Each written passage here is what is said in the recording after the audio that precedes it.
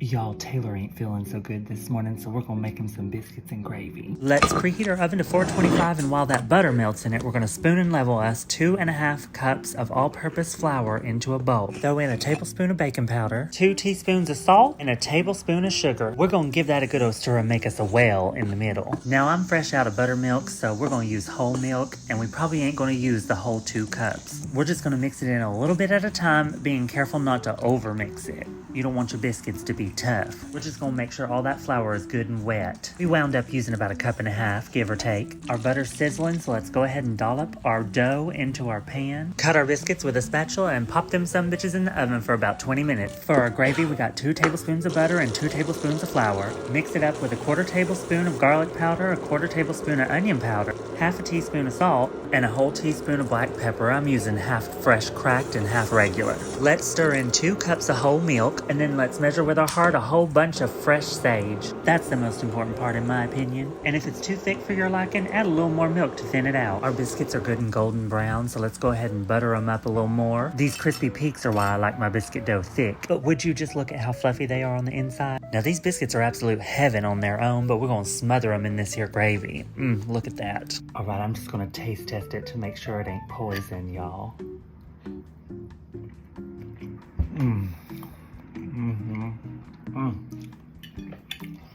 All right, y'all, wish him well.